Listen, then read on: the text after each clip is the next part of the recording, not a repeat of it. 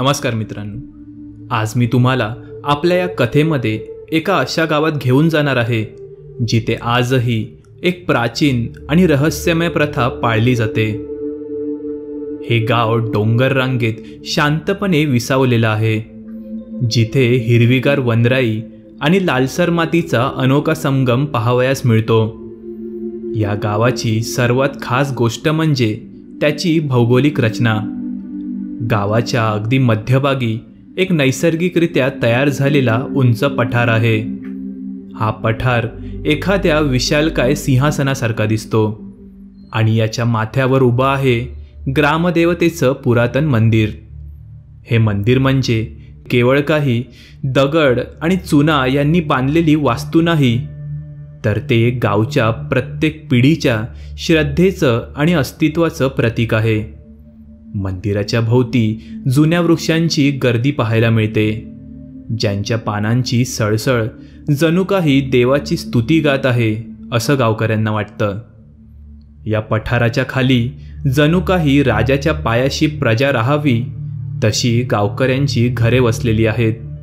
दोन मुख्य वस्त्या इकडे आहेत, खालची वाडी आणि वरची वाडी। दोन्ही वाड्यांमध्ये पारंपरिक धाटणीची कौलारू घरं आहेत, ज्यांच्या समोर छोटंसं अंगण आणि तुळशी वृंदावन आहेत। सकाळच्या वेळी घरातून निघणारा धूर आणि सायंकाळच्या वेळी दिव्यांची लुकलुक गावाला एक खास आणि मनमोहक रूप देतात। आता येऊयात गावच्या सीमेकडे, जिथे गावची हद्द संपते। तिथे याच ग्रामदेवतेचं आणखीन एक लहान पण तितकंच महत्त्वाचं मंदिर आहे। हे मंदिर एका पिंपळाच्या झाडाच्या खाली शांतपणे उभं आहे। या दोन्ही मंदिरांविषयी गावकऱ्यांमध्ये पिढ्यानपिढ्यापासून एक अतूट विश्वास आहे। असं मानलं जातं की रात्रीच्या वेळी जेव्हा चंद्र आकाशात शांतपणे फिरतो आणि गाव झोपेत बुडालेला असतो, तेव्हा ग्रामदैवत पठारावरच्या आपल्या मुख्य स्थानावरून खाली उतरतात। ते हळूहळू अदृश्य पावलांनी चालत येत गावच्या सीमेवर असलेल्या मंदिरात प्रवेश करतात। तिथे ते रात्रभर जागृत राहून आपल्या गावाची आणि गावकऱ्यांची वाईट शक्तींपासून, नकारात्मक ऊर्जांपासून आणि कोणत्याही अनिष्ट धोक्यांपासून रक्षा करतात। ही श्रद्धा गावातल्यांच्या रक्तात भिनलेली आहे।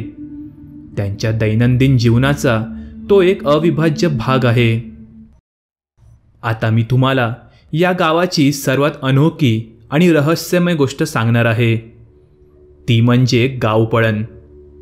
हा शब्द ऐकायला जरी साधा वाटत असला तरी यामागे एक खोलवर इतिहास आणि एक विशिष्ट उद्देश्य लपलेला आहे। पळण म्हणजे धावणे, दूर जाणे। पण हे कसलं पळून जाणं? तर या गावात एक अशी प्रथा आहे जी त्यांचे पूर्वज फार पूर्वीपासून पिढ्यानपिढ्यापासून पाळत आले आहेत। दर 5 वर्षांनी एकदा असा काळ येतो जेव्हा संपूर्ण गाव 5 दिवसांसाठी पूर्णपणे खाली केलं जातं। गावात माणसांपासून ते पाळीव जनावरांपर्यंत सगळ्यांनी आपापल्या नेहमीच्या घरांच्या आणि परिसराच्या बाहेर जावं लागतं। या 5 दिवसांमध्ये वरच्या वाडीत राहणारी लोक आपापली आवश्यक सामुग्री जसं की अन्नधान्य, पाणी, अंथरूण, पांघरूण सगळं घेऊन पठारावर जातात। तिथे ते तात्पुरते तंबू उभारतात आणि पुढील 5 दिवस त्याच पठारावर निसर्गरम्य वातावरणात एकत्र राहतात। तर खालच्या वाडीतील लोक गावच्या सीमेबाहेर, जिथे ते दुसरं ग्रामदेवतेचं मंदिर आहे, त्याच्या आसपास आपले तात्पुरते निवास बनवतात। काही लोक तिथे झोपड्या बांधतात तर काही तंबूंमध्ये राहतात। महत्त्वाचं म्हणजे या 5 दिवसात कोणीही गावामधील आपल्या घरात राहत नाही। हा नियम पिढ्यानपिढ्यापासून बिनचूक आणि श्रद्धेने पाळला जातो। या गावपळण प्रथेमागे एक खूप जुनी आणि भीतीदायक कथा दडलेली आहे।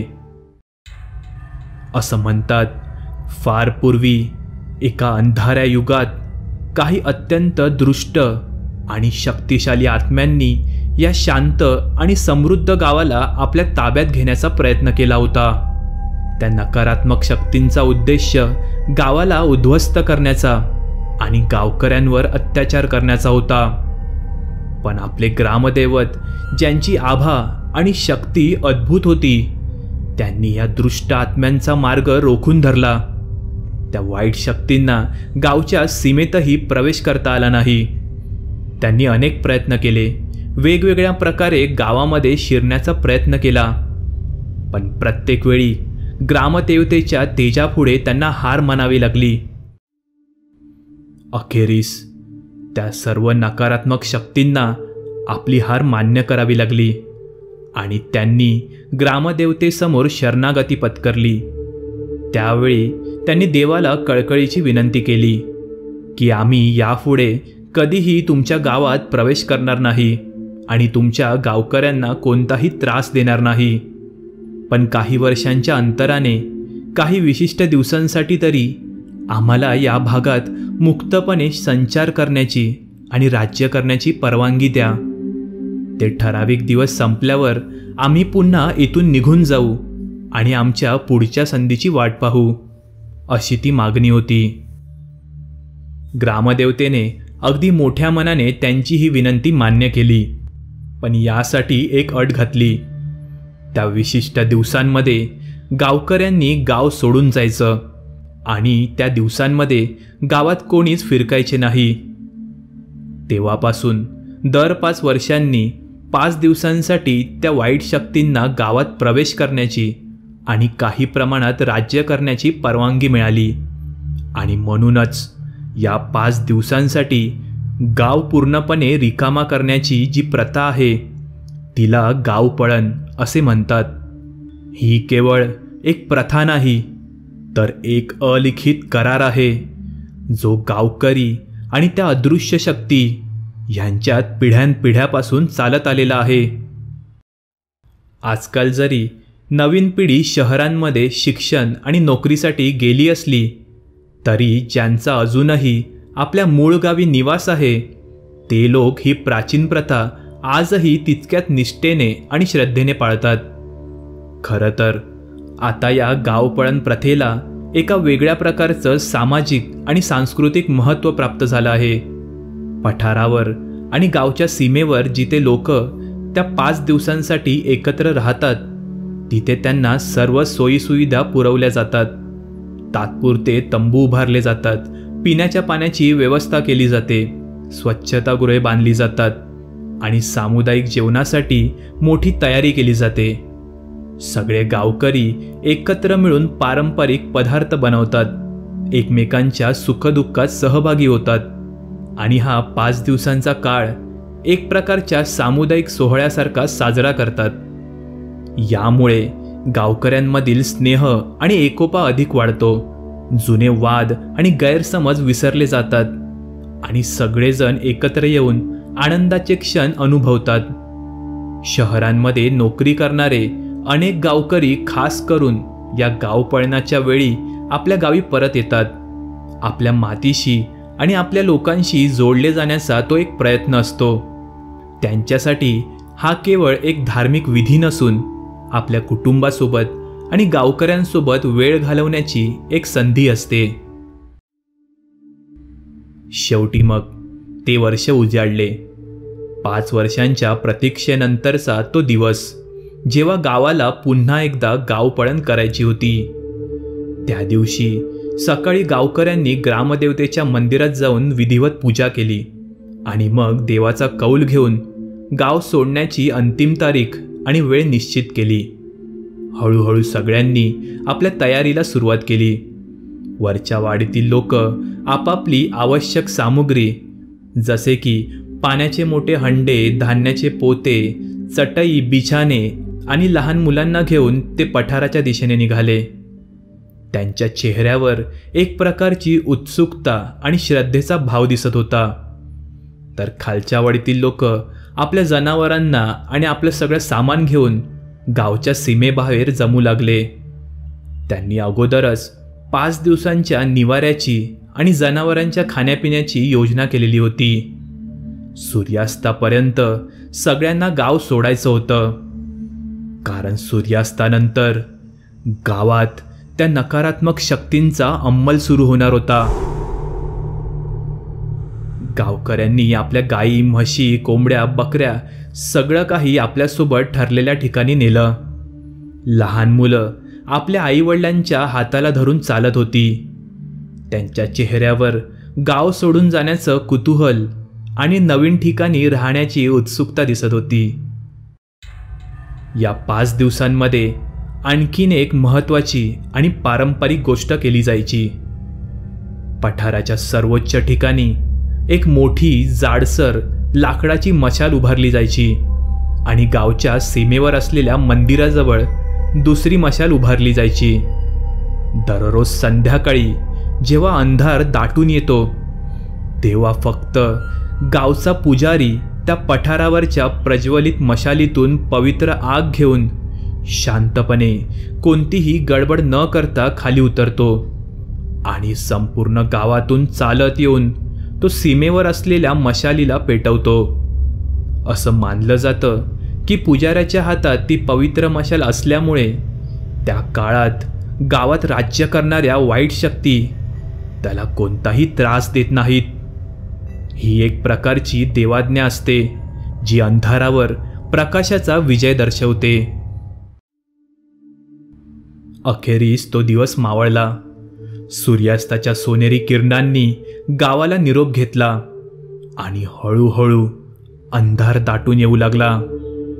सगळ्या गावकऱ्यांनी आपापली घरे खाली केली आणि अख्खं गाव ओस पडलं. घरांचे दरवाजे आणि खिडक्या शांतपणे बंद झाल्या. गावात एक स्मशान शांतता पसरली. फक्त वाऱ्याची हलकी झुळूक पानांची सळसळ करत होती, जी त्या भयान शांततेला अधिक कडक करत होती.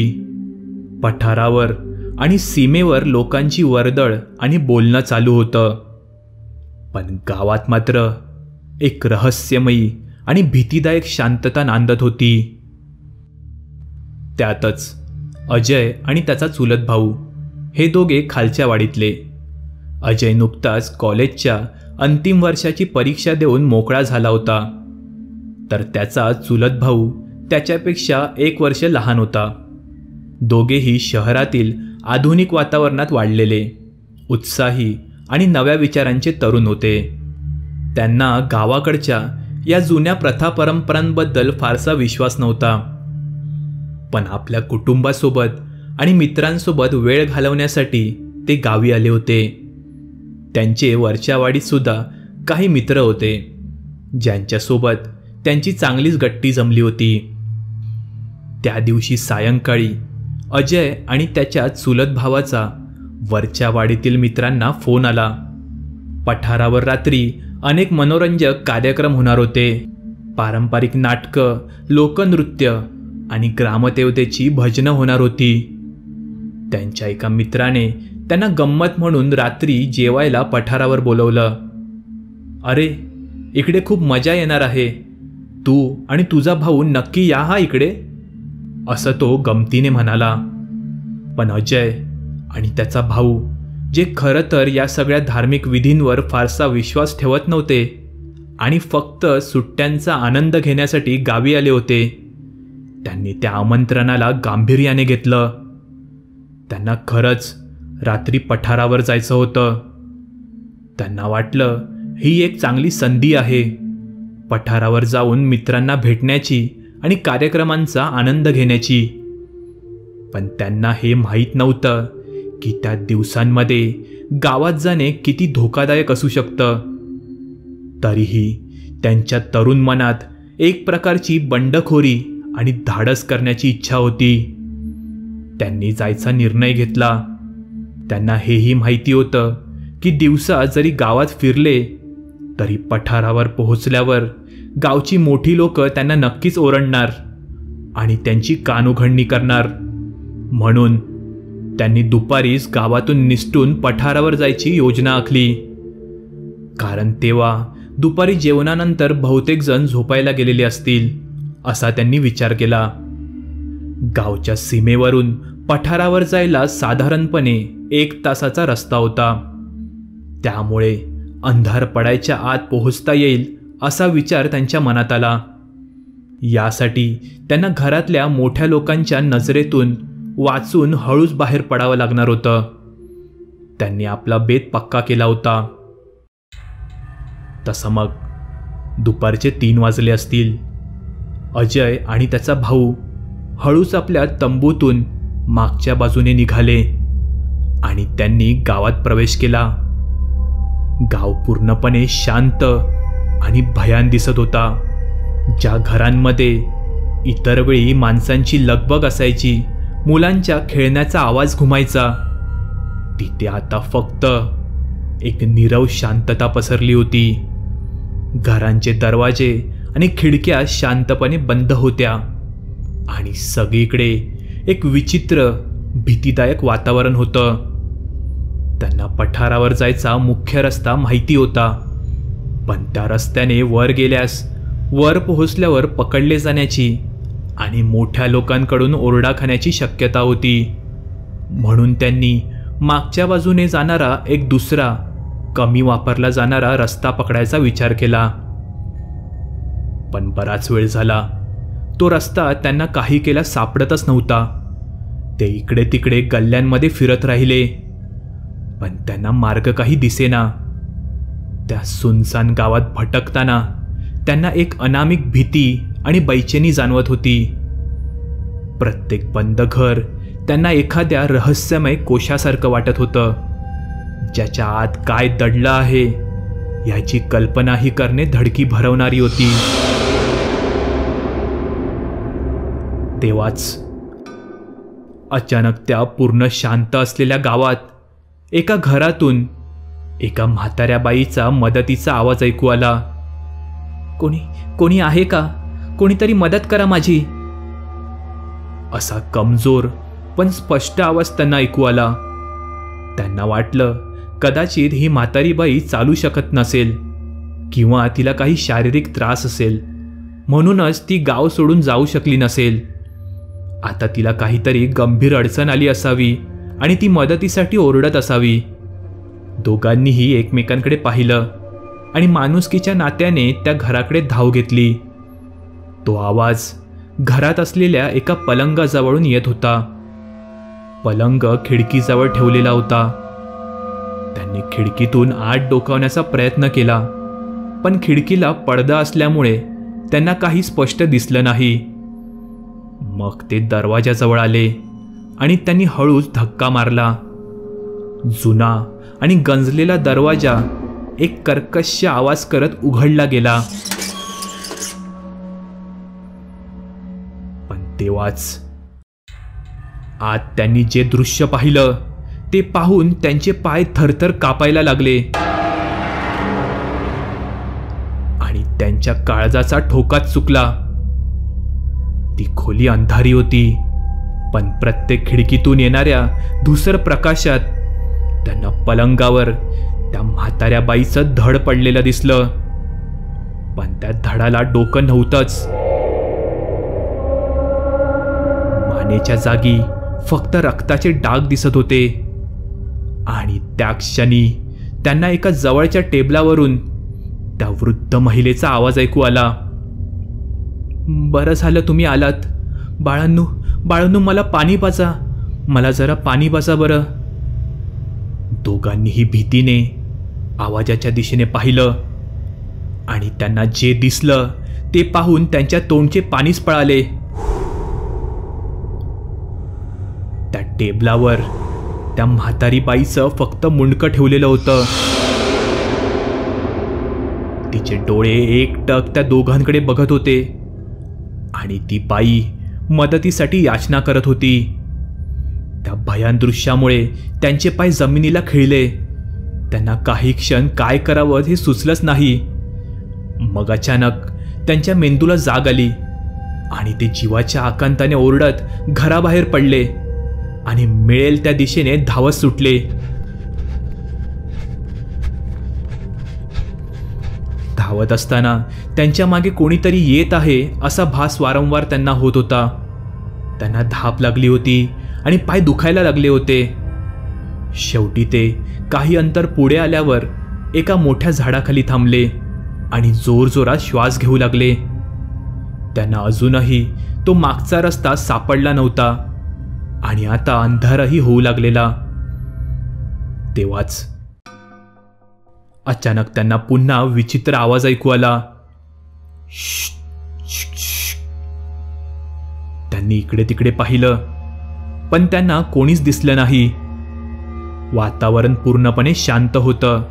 फक्त त्यांच्या धापा टाकण्याचा आवाज येत होता. तेव्हाच त्यांना परत तसाच आवाज आला.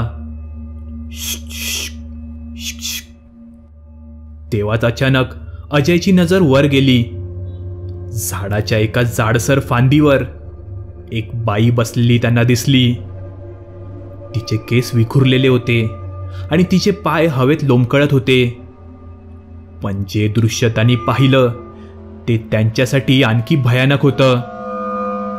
त्या बाईचे पाय उलटे होते, गुडघ्यापासून पाय मागच्या बाजूला वळलेले आणि तिची पावले मागच्या दिशेला होती. ती त्यांच्याकडे पाहून एक विचित्र आणि भयानक हास्याने हसत होती.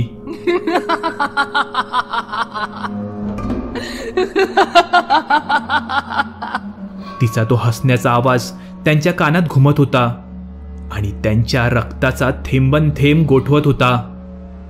ते दोघेही पुन्हा घाबरले आणि तिथून किंचाळत पळत सुटले. त्यांच्या मनात तेव्हा एकच विचार होता, इथून कसं तरी दूर जायचं. आता ते पूर्णपणे थकून गेलेले. त्यांच्या घशाला कोरड पडली होती. मिळेल त्या वाटेने ते नुसते पळत सुटलेले. पण त्या भयान गावात कोणत्याही घरात पाणी मागायची त्यांची हिंमत नव्हती. संध्याकाळचे 6 वाजले असतील आणि अंधार हळूहळू वाढत होता. ते कसेबसे परत जायचा रस्ता शोधत होते, पण ते पूर्णपणे भरकटलेले. त्यांना ते आपलं नेहमीचं गाव आता वेगळं आणि भीतीदायक वाटत होतं.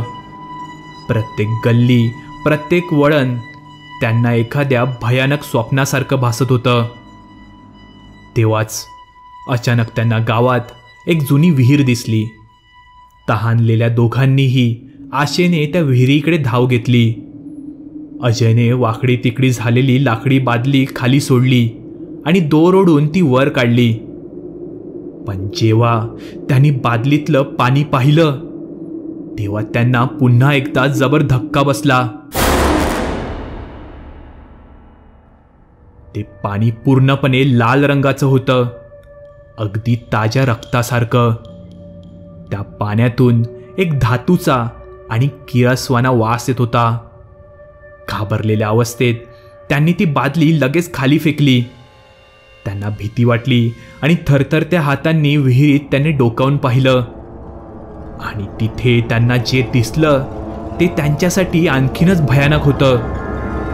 विहिरीच्या अंधाऱ्या पाण्यात त्यांना असंख्य भूतं आणि प्रेतात्मे दिसले. त्यांचे सडलेले हात वर आलेले, जणू काही त्यांना खाली खेचण्याचा ते प्रयत्न करत होते. ते प्रेतात्मे त्यांची नावं घेऊन त्यांना खाली येण्यासाठी बोलवत होते. त्यांचे आवाज कर्कश आणि भयावह होते, जे त्यांच्या कानात घुमत होते. अजय आणि त्याचा भाऊ पूर्णपणे हतबल झालेले.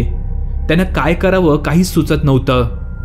आता जवळपास 7 वाजत आले होते आणि सगळीकडे काळोख दाटून आलेला. त्या भयान शांततेत फक्त विहिरीतील भूतांचे ते कुजबुजणारे आवाज येत होते, ज्यामुळे वातावरण अधिकच भीतीदायक बनलं होतं.